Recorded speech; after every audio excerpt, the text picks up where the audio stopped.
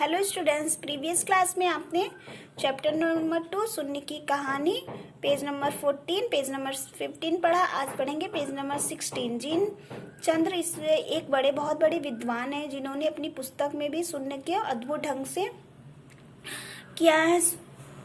प्रयोग किया है और आज के प्रयोग में एकदम अलग है। उनका प्रयोग जो है देखने को मिलता है। यहाँ पर देखिए 2 2 4 4 और ये कितना है 8 बार शून्य है। ठीक है, तो इसे क्या पढ़ते हैं 22 44 8 शून्य।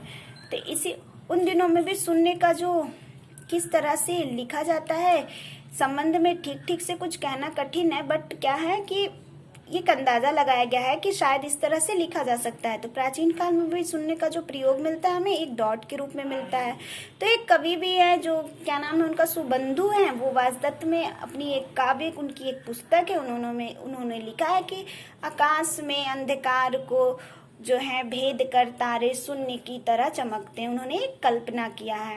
तो पुरानी पुस्तकों में इस तरह से मिलता है। तो प्राचीन काल में शून्य को भी डॉट के समान ही मिलता है। तो जो समय बदलता गया तो शून्य की जो आकृति में परिवर्तन होती गई और वैसे भी छोटे वृत्त के आकार में हमें शून्य को देखने को भी मिलता है।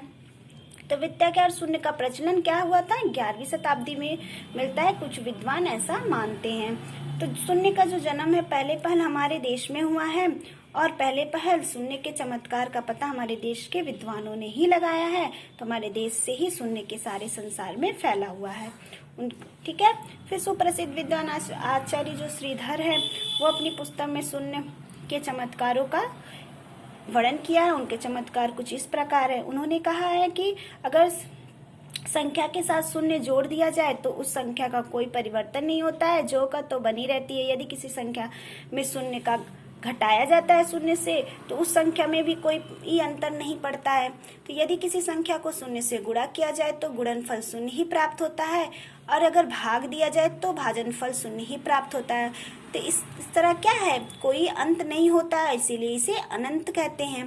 तो शून्य के और भी चमत्कार और खोज हमारे देश के विद्वानों के द्वारा भी हुआ है। ठीक है, तो हमारे देश में एक बड़े विद्वान हो चुके हैं, उनका नाम आर्यभट्ट है। वो गणित शास्त्र के बहुत बड़े विद्वान हैं। वो बीज गणित के सिद्धांतों की खोज की है। तो आज के विद्वान उन्हीं को बीज गणित के आधार पर मानते हैं। आर्यभट्ट ने 1499 में भी ईस्वी में शून्य स्थान मान सिद्धांत दशमलव पद्धति का सर्वप्रथम विवेचन अपने ग्रंथ आर्यभट्टियम में किया है। यही दशमलव जो पद्धति है वो शून्य का मान आज विश्व के देश के मार्गदर्शन बना है। तो आज यही पद्धति हमारे सारे विश्व में मान्य है।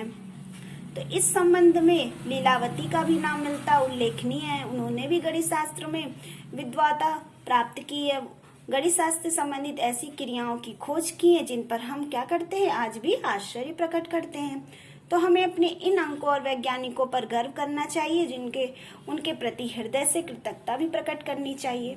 ठीक है, तो हमें क्या है, उन पर गर्व करना चाहिए वैज्ञानिकों पर, और हमें उन हृदय से उन्हें कृतज्ञता भी प्रकट करनी चाहिए। तो एजुकेशन क्या मिलते हैं हमें इस चैप्टर से, हमें अपने देश की उपलब्धियों पर हमेशा गर्व करना चाहिए।